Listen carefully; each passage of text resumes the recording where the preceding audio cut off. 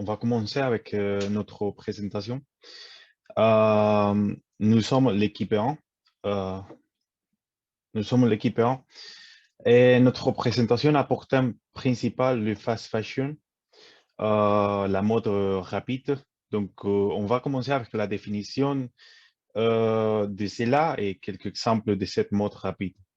Après, nous montrerons, expliquerons les logos et les slogans. Puis, il faut parler des conséquences de la mode rapide et ses alternatives. Et finalement, on conclura avec notre proposition, notre projet final.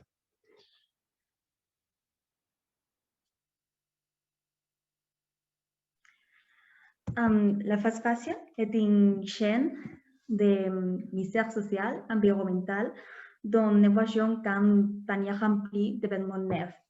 Comme par exemple, ces des roses qui rendent super sur les photos face à la mer ce week-end, ou la jeu parfait pour faire un TikTok en tendance. Et pourquoi pas les pulls que vous pouvez porter en souriant à la caméra avec n'importe quel monument derrière vous, ou le top qui cassera dans 2 jours, mais qui fera réagir votre crash sur votre story d'Instagram. Et tout cela, si vous marchez, que si vous ne le portez plus, vous ne vous sentirez pas coupable. La suivante, s'il vous plaît. Aujourd'hui, nous vivons dans un monde que l'on pourrait qualifier de turbulent. Nous sommes un milliard d'un tourbillon d'informations, d'actualités et de tendances qui nous obligent à être les premiers à les découvrir, les premiers à les faire ou à les porter. Et beaucoup de changements auxquels nous sommes ce monde actuel sont inventés. Ce sont des moyens de convaincre les gens de commencer à utiliser quelque chose, de se précipiter et d'acheter quelque chose. Notre façon de nous adapter au monde se résume à devenir des consommateurs, comme par exemple avec les fast fashion. Et quel rôle joue la mode dans notre adaptation au monde? Bon, c'est aussi une manière de s'adapter au regard des autres. Créer à chaque nouvelle mode une nouvelle apparence. La fast fashion nous permet de suivre ces rythmes rapidement et à bas coût. Et c'est vraiment une offre irrésistible. Sur chaque photo, on porte des vêtements neufs, des vêtements qui sont à la mode ce jour-là et pour lesquels bon nombre d'influenceurs se tuent à montrer avant les autres. Une offre pour se sentir beau et désiré, savoir que quelqu'un va entrer dans une application pour chercher nos vêtements, que nous appartenons à ces groupes de personnes qui sont à la mode, qui se démarquent, que les autres regardent, donnent un follow, un like, et que dans la rue, on ressemble à des stars des réseaux sociaux. Et tout ça au prix d'un clic et d'une pizza familiale. Sans une autre réflexion ni complication. Peu importe la misère derrière un pantalon, si cela coûte le même prix qu'un petit déjeuner.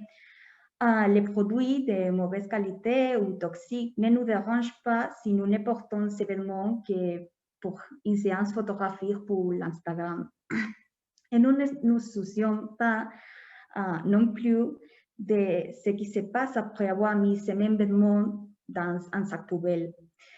Les fast fashion est en somme la manifestation d'une consommation extrême dans l'industrie textile qui dérive à une offre solde et d'une occasion de poser un impact mondial très grave. C'est tout pour ma partie.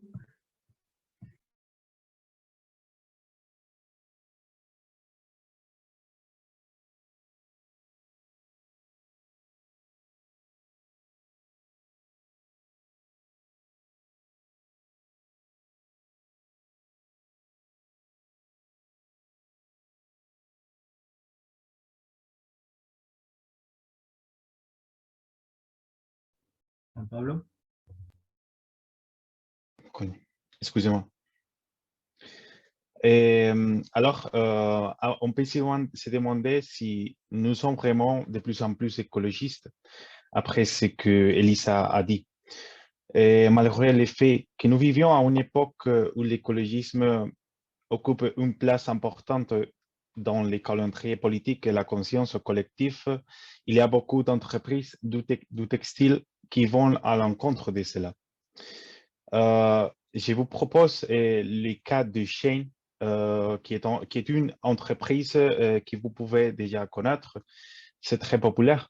Cette entreprise a rapidement devenu une des entreprises les plus puissantes si on la compare, par exemple, à Zara, H&M ou quelque autre,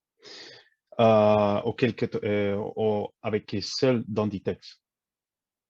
D'accord, la diapositive suivante, s'il vous plaît. Mais pourquoi Shein est si populaire? D'accord, Shein s'adresse principalement aux jeunes femmes et utilise les réseaux sociaux comme par exemple TikTok, où l'entreprise a presque 25 milliards de followers et cela génère beaucoup de publicités gratuites par des influenceurs et célébrités telles que Katy Perry, par exemple. En plus, généralement, les entreprises de mode rapide prennent un mois pour mettre en vente en décembre. Mais Shein est plus rapide. Il prend seulement une semaine pour mettre en vente ces nouveaux designs. Il faut ajouter que sa capacité de rivaliser avec Inditex, par exemple, ou d'autres entreprises, c'est grâce à ses prix. Ceux-ci sont vraiment bas en raison de ses conditions de travail et la qualité de ses produits. D'accord. Et voilà, on passe à la diapositive suivante. Bon, on commence par la présentation du logo et du slogan. Dans la diapositive suivante, on peut voir qu'on a changé un peu le logo. Et oui, donc voilà, c'est le logo. Et nous avons conçu un centre qui ne contient aucun vêtement pour représenter l'ensemble de vêtements qui sont jetés et peu après d'avoir été utilisés. Et la poubelle est placée juste en dessus du centre qui est vide, en faisant référence au fait que tous les vêtements qui ne sont plus utilisés vont dans la poubelle.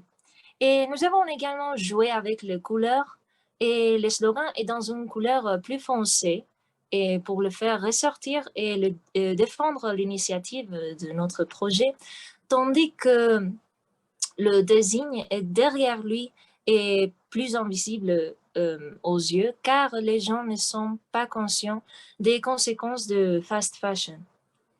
Oui, et comme ça, on a un logo représentatif de la consommation des masses qui implique la fast fashion et qui invoque aussi l'ignorance ou indifférence du consommateur.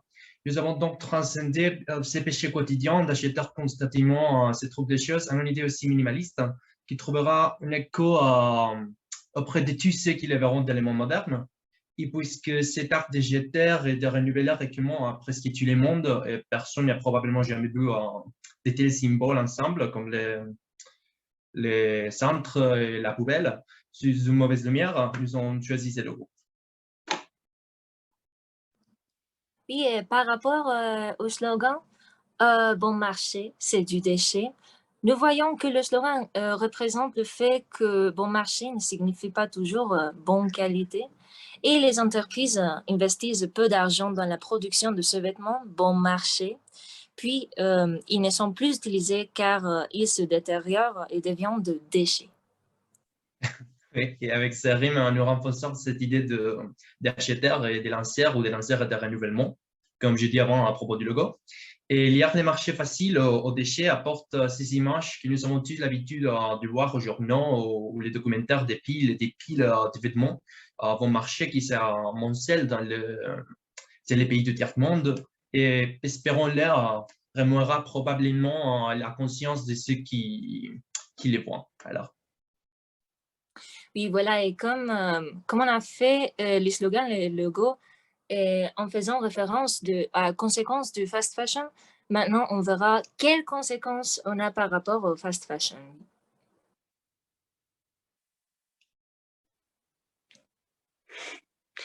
Alors, bonjour, et je vais parler des conséquences du fast fashion. Et quand on pense aux actions qu'on peut appliquer dans notre quotidien pour réduire notre impact environnemental, et beaucoup de gens pensent à utiliser moins la voiture, ils pensent à réaliser le recyclage, à utiliser moins de plastique, mais l'attention ne se pose pas sur les néfastes conséquences de la mode rapide. Et en fait, le secteur de la mode est une des industries les plus polluantes. Et c'est le troisième secteur qui consomme plus d'eau et utilise les 4% de l'eau potable disponible sur la Terre. Et ainsi, il représente aussi les 10% d'émissions globales des gaz à effet de serre. Et les conséquences de la mode rapide ne sont pas seulement climatiques, mais aussi sociales, parce que cette industrie entraîne un système d'exploitation des travailleurs pour maintenir les prix les plus bas et s'enrichit. Les ouvriers, dans sa majorité, sont femmes. Ils travaillent dans des conditions déplorables, pénibles et dangereuses. Ils sont mal payés et travaillent à des rythmes insoutenables. Et on peut vraiment parler d'un système d'esclavage légalisé. Et beaucoup d'enquêtes, on a aussi accusé les grandes marques d'exploitation des enfants. Et un épisode qui a éveillé les consciences du monde a été l'effondrement du Rana Plaza, qui c'était une usine de 8 plans et dans la banlieue de la capitale du Bangladesh. Et voilà, dans cet effondrement, ils sont morts plus de 1000 ouvrières et les ouvrières avaient dénoncé la condition pénible de l'immeuble, mais leur appel a été ignoré. Et voilà, c'est ce qui s'est passé. Bon, l'industrie textile est constituée par différentes étapes de production des vêtements et chaque étape entraîne des conséquences désastreuses pour l'environnement et on va les analyser. Alors, la première étape est celle de la production des matériels. Et on trouve 3 types de matériels. Les premières, c'est les matériaux synthétiques. Et les polyesters, c'est la matière synthétique la plus produite. Et bon, les polyesters, il est fait du pétrole, donc c'est du plastique. Et voilà, il y a des études qui estiment que 500 000 de tonnes de microplastiques finissent dans l'océan chaque année. Donc, c'est un chiffre catastrophique. Après, il y a les matériels végétaux et loin d'être, bon, ici, il y a les cotons et loin d'être considéré comme plus écologique, la culture du coton a un impact environnemental alarmant à cause de l'utilisation des engrais toxiques, des pesticides et de la grande quantité d'eau utilisée. Et l'industrie de la mode est le secteur dans lequel on emploie plus de pesticides et tout ceci, c'est au mépris des travailleurs et du terrain, du sol. Et le dernier matériel, c'est les matériaux animaux. Et donc, c'est la laine, la fourrure, les cuirs et la soie, et qui ont aussi un grand impact sur la terre à cause de l'élevage intensif des animaux et bien sûr des maltraitances sur les animaux dans l'industrie. Voilà. Donc, cela continue.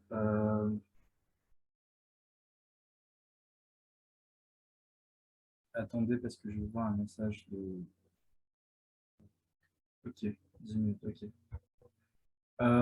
Donc, Cela continue avec la transformation de ces matières premières dont on a parlé ma camarade.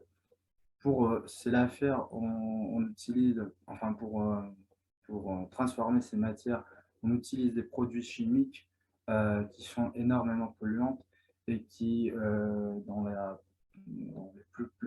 la plupart des cas, finissent soit dans les fleuves, dans la mer ou même dans l'atmosphère. Et, et voilà, cela rend les usines énormément polluantes. On passe à la suivante, s'il vous plaît. Puis la troisième étape, c'est les transports de produits. Une fois quand on a transformé les produits, on a créé le jean ou le t-shirt qu'on va acheter, ces produits vont être transportés parce que il faut dire que la plupart des produits sont créés dans l'Asie et enfin, la plupart des produits qu'on achète en Europe sont créés soit dans l'Asie, soit en Afrique, parce que là, c'est moins cher, la production. Et après, il faut envoyer les produits en Europe et le transport est aussi énormément plus lent, vu que voilà, on produit des gaz et surtout quand on transporte ces produits avec les bateaux, les avions, etc. Et comme vous voyez, un jean peut parcourir 65 000 km avant d'être vendu. On passe à l'étape suivante. Pareil pour l'utilisation et pour l'entretien des produits. Une fois on a acheté le produit et qu'on commence à l'utiliser, il faut le laver, bien évidemment. Et à chaque fois qu'on utilise la machine à laver, on a estimé que plus de 500 000 tonnes de microplastiques sont décollées de nos vêtements et après voyage ou sont transportés jusqu'aux océans ou jusqu'au fleuve. Et voilà, on passe à la slide suivante. Et tout cela, ce qu'on a dit juste ici, on peut le résumer dans ce qu'on appelle le gaspillage vestimentaire, c'est-à-dire comme les produits sont bon marché et on a les entreprises qui créent des bandes annonces enfin des publicités pour qu'on achète plus de vêtements, plus des produits. On est obsédé par cette idée qu'il faut acheter tout le temps des vêtements. Et parfois, on achète un jean, un t-shirt ou un pull qu'on utilise un mois, 2 mois, 3 mois et on le jette dans la poubelle parce que ce n'est plus à la mode et on fait ça tout le temps, plusieurs fois pendant l'année. Et on estime que 4 millions de tonnes de vêtements sont jetés chaque année en Europe, ce qui est impressionnant et ça est préoccupant. Voilà. Bonjour. Et vous m'entendez maintenant?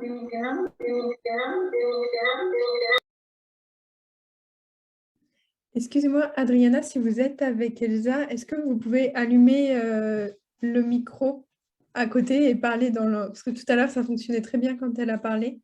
Oui, maintenant? Oui. Alors, merci. S'il vous plaît, la diapositive. En somme, comme nous l'avons vu, l'industrie des vêtements est une grande menace pour l'environnement. Donc, dans cette dernière alinéa, nous vous proposons des alternatives au fast fashion. Tout d'abord, il faut mentionner que c'est difficile d'acheter des vêtements, de s'arrêter d'acheter des vêtements de fast fashion principalement à cause des prix bon marché. Et comme étudiant sans dépôt, on succombe, peut-être que succomber c'est un verbe très exagéré, mais on succombe facilement à la tentation d'acheter un vêtement pour 3 € par exemple. Donc il faut avoir une conscience de consommation et se demander à soi-même des questions comme par exemple, est-ce que j'aime vraiment ces vêtements? En partant de cette idée-là, nous continuons avec les alternatives à ces problèmes. Et le premier est l'upcycling, ça vient du mot anglais.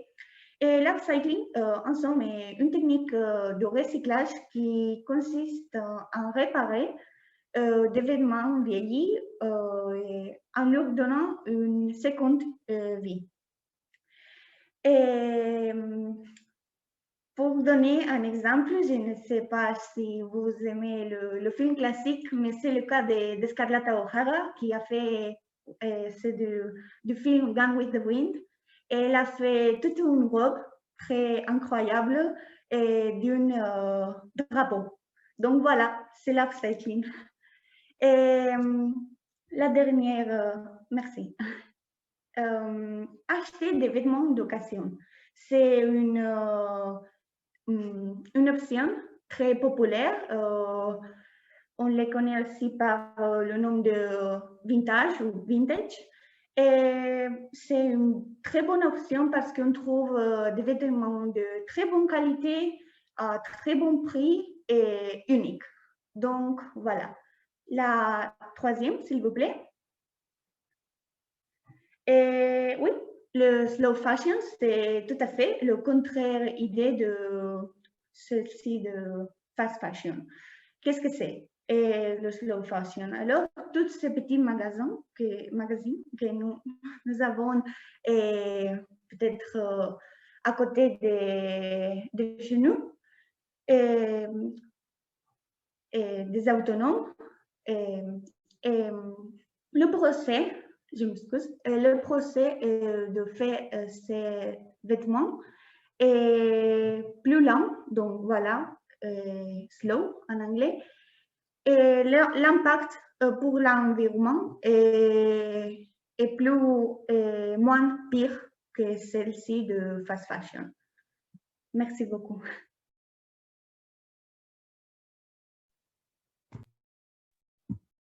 Et la quatrième option que nous proposons est la location de linge.